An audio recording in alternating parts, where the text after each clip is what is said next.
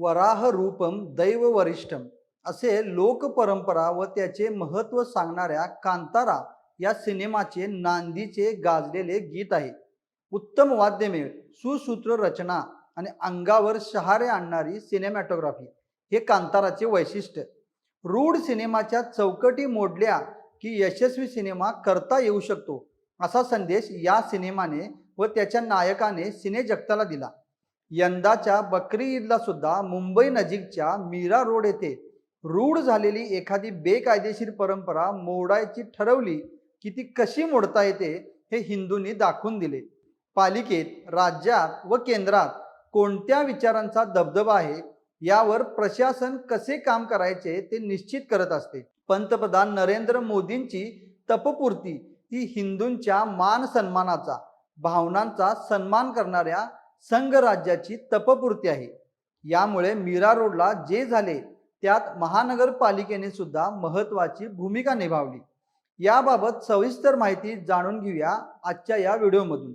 नमस्कार, मी अभिनंदन परोळेकर आणि कॅमेरावर आहेत साक्षात सावंत. बकरी ईदला गोवंश, बकऱ्या, मेंढ्या, उंट, रेडे, एडके, मिथून अशा कितीतरी निष्पाप चतुष्पाद प्राण्यांचे बळी दिले जातात.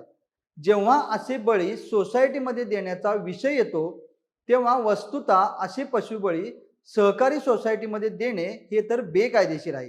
कारण याचा संबंध धर्माशी नसून त्या वसाहतीमध्ये राहणाऱ्या मंडळींच्या आरोग्याशी आहे. हा कायदा सर्व स्थानिक स्वराज्य संस्थांना लागू असून त्याचा उद्देश नागरी संहिता इतकाच आहे. कारण पशुबळी दिल्यानंतर होणारा रक्तपात, त्या ठिकाणी स्वच्छता नीट झाली नाही तर उद्भवणारे मानवी जीवनासमोरचे रोगराईचे प्रश्न खूप गंभीर आहेत. मात्र इथे स्पर्धा पैशांची, मगरुरीची व हिंदूंना खिजवण्याची असते. या सगळ्यात आणखीन एक मजेशीर बाब म्हणजे दिया मिर्झाच्या पर्यावरणवादी, पेटाच्या प्राणीप्रेमी या सगळ्या बाबतीत कुठल्या तरी बिळात जाऊन लपलेले असतात. कुठलाही प्रश्न विशिष्ट धर्माशी संबंधित असला की ही मंडळी चिडीचूप असतात. मात्र हे देखील खरे आहे की कुर्बानीच्या नावावर हजारो बोकडांची कत्तल शहरभर झाली तर त्याचे परिणाम काय होतात याची कल्पनाच न केलेली बरी. मात्र वर्षानुवर्षे हे सगळे चालतच आलेले होते. अल्पसंख्याक असलो म्हणजे कोणत्याही प्रकारचा कायदा आपण तोडू शकतो व आपल्या मतांचे गठ्ठे ज्यांना आपण विकणार आहोत त्यांच्याकडून संरक्षण मिळवू शकतो. हा काही धर्मांध लोकांचा समज मीरा भाईंदरच्या हिंदू समाजाने मोडून टाकला. सण साजरे करायला कोणाचाही विरोध नसतो, पण सण साजरे करत असताना कायदे नियम हे देखील पाळणे त्या सणा इतकेच महत्त्वाचे असते. पण आम्हाला जे काही करायचे आहे ते कायदा मोडूनच, अशी जर भूमिका असेल तर त्याला जशास तसे उत्तर देणे गरजेचे असते. हीच बाब मीरा रोड येथे जागरूक लोकांनी दाखवून दिली. यात एक समोर आलेले मजेशीर प्रकरण म्हणजे वराह पूजनाचे. कुठल्याही धर्मांध मुस्लिमाने एखाद्या हिंदू वस्तीत घर घ्यावे, नंतर तिथे दंगा करावा, स्वच्छतेचे प्रश्न निर्माण करावेत व शेजारी पाजाऱ्यांनी कंटाळून घरे विकली की पडेल भावात आपल्याच भाईबंधांना तिथे आणून वसवावे. हा शिरस्ता दिल्लीतल्या नागरिकांनी सर्वप्रथम मोडला. धर्मांधांना वराह निषिद्ध, त्याचे दर्शनही त्यांच्यासाठी हाय तौबा. त्यामुळे हिंदूंच्या सहनशीलतेचा अंत तुम्ही पाहणार असाल तर हाच खेळ आम्हीही खेळू शकतो, असा सुस्पष्ट संदेश दिल्लीतल्या हिंदूंनी दिला. वस्तीतल्या घरासमोरील मोकळ्या जागेत गोड गुलाबी दिसणारी गुबगुबीत वराह बाळे बागडू लागली. काही उत्साही मंडळींनी शहरी मंडळी आपल्या विदेशी श्वानांना गळ्यात पट्टे वगैरे घालून फिरवतात तशी मोहल्ला प्रदक्षिणाही घडवून आणली. याचा जो व्हायचा तो परिणाम झालाच.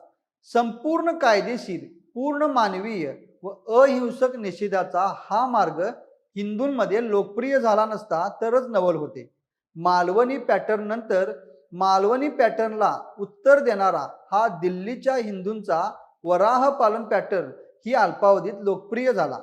ठकासी असावे ठक, उद्धटासी उद्धट, खटनटासी खटनट झालेची पाहिजे या समर्थांच्या उक्तीची आठवण करून देणारे हे घटनाप्रसंग होते. गेली अनेक वर्ष गृहनिर्माण सोसायट्यांमध्ये राहणारे हिंदू धर्मांध मुस्लिमांच्या या जाचाला अक्षरशः कंटाळले होते. संघर्षाचे क्षीण सूर गेली काही वर्षे उमटतच होते. मात्र या वर्षी मीरा भाईंदर महानगरपालिकेने सोसायटीत वाहने घुसून तेथील सर्व बोकड बाहेर काढले. वस्तुतः जनावरांच्या कत्तलीसाठी स्थानिक स्वराज्य संस्थांचे अधिकृत कत्तलखाने असतात. मात्र केवळ कायदा न मांडण्यासाठी अशा प्रकारे घरी नेऊन जनावरांचा बळी देण्याचा आग्रह धरला जातो. बकरी ईद नंतर या वस्त्यांच्या भोवताली जर फिरलात तर खूर, कान, शिंग आणि जनावरांच्या शरीराचे त्याज्य भाग या वस्त्यांच्या भोवताली पडलेले असतात. वस्त्यांमधील रस्ते, गल्ल्या, गटारे इथे अक्षरशः या जनावरांच्या रक्ताचे पाठ वाहत असतात. मात्र त्याकडे सोयीस्कर दुर्लक्ष केले जाते. यंदा मात्र संकटग्रस्त हिंदूंच्या मत्तीला वराह स्वामीच अवतरले आणि त्यांनी हिंदूंना लढण्याचे बळ दिले. तुम्हाला या सर्वाबाबत काय वाटते ते आम्हाला कमेंटमधून नक्की कळवा आणि महा MTVच्या यूट्यूब चॅनलला सबस्क्राईब करा. धन्यवाद.